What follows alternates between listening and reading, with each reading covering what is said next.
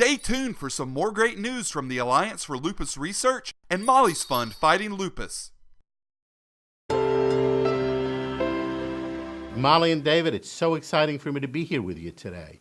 I'm really excited about the prospect of working with Molly's Fund Fighting Lupus. I think the Alliance for Lupus Research and Molly's Fund Fighting Lupus are two great organizations, and by combining our efforts, by working together, we can accomplish some absolutely tremendous things for people who are afflicted with lupus. Again, welcome, Ken. We sure appreciate you coming and spending time with us today. Could you tell us a little bit about the Alliance for Lupus Research? A lot of people may not know what your organization does. Well, the Alliance for Lupus Research is the nation's largest voluntary funder of lupus research. To date, we've given close to $90 million to research looking to find the cause, the cure, the treatment and prevention of lupus and its secondary complications. Lupus is a difficult disease. It's a disease that really affects people in a very serious way. Anyone who knows someone who has lupus knows how problematic the disease can be. Molly's Fund Fighting Lupus and the Alliance for Lupus Research share an ambition. That ambition is a world without lupus. Working together, I'm quite convinced we can make real strides in that direction. Wow, what an amazing organization you have, Ken. I heard that you recently had some big news out there. Can you tell us a little bit about it? Well, there are a lot of things that we're really excited about at ALR. First of all, we just had some terrific news. We just gave close to $7 million to lupus research grants aimed at finding better treatments and a cure. These grants are funded at some of the finest hospitals, medical schools, and universities throughout the world. We're funding some extraordinary scientists. These are folks who are devoting their careers to trying to make progress in lupus by providing them with the resources they need to conduct lupus research.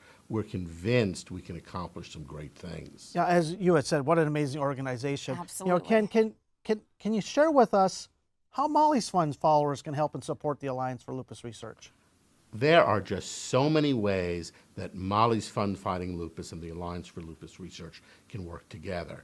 That's why, frankly, I am just so delighted about our partnership.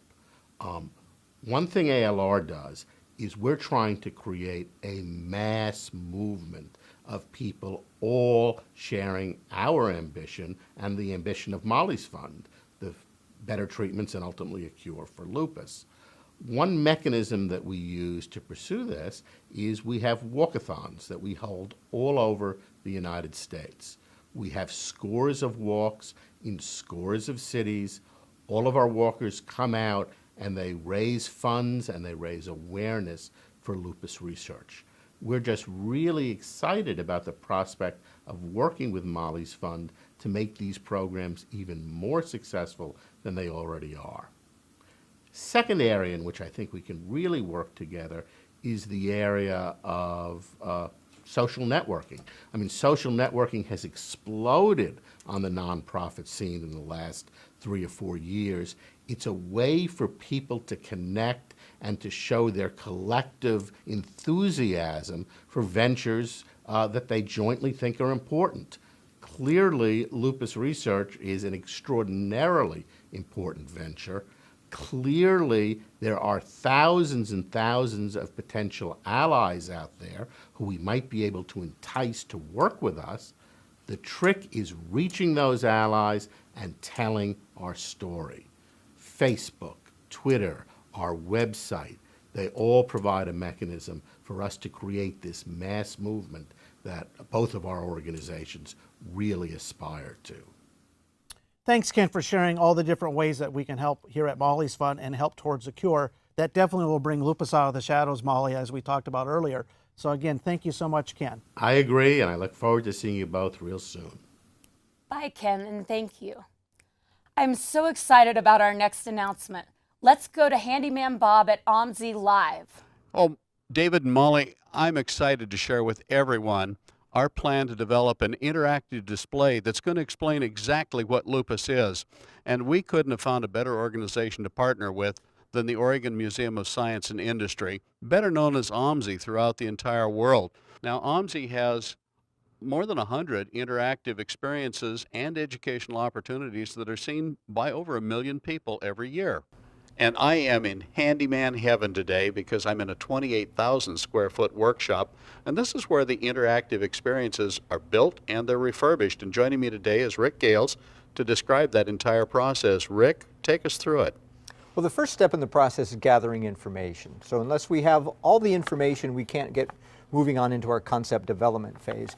But once we have that information, the concept is defined by our designer, and from that concept, we understand what the exhibit needs to be, how it's going to function, and then we can move into prototyping phases where we understand whether or not the mechanics of the interactive are going to work and whether the educational messaging is resonating with the audience. And if we need to make some adjustments to the prototype, we can go into different levels and refine the design. Well, Rick, who tests these to make sure that the prototype is working?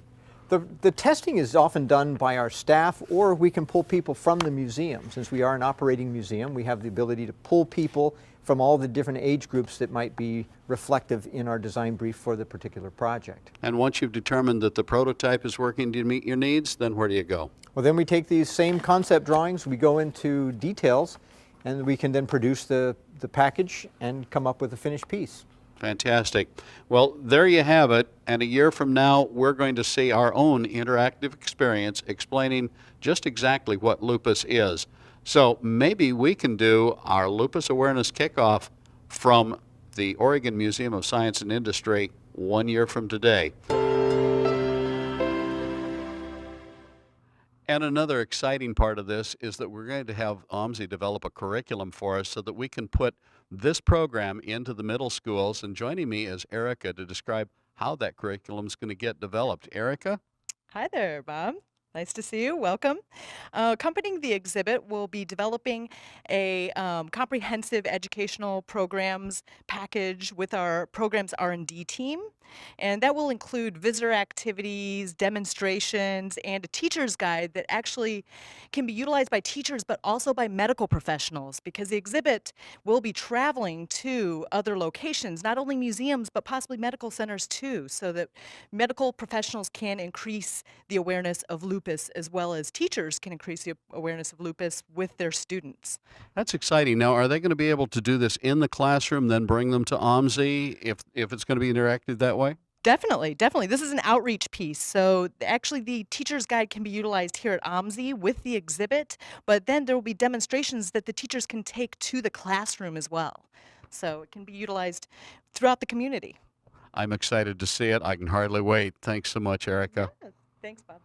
And David and Molly, I'm going to throw it right back over to you in the studio. That's such fantastic news, Bob. I really want to thank everybody who was here to help out today and really helped us bring lupus out of the shadows and into the light.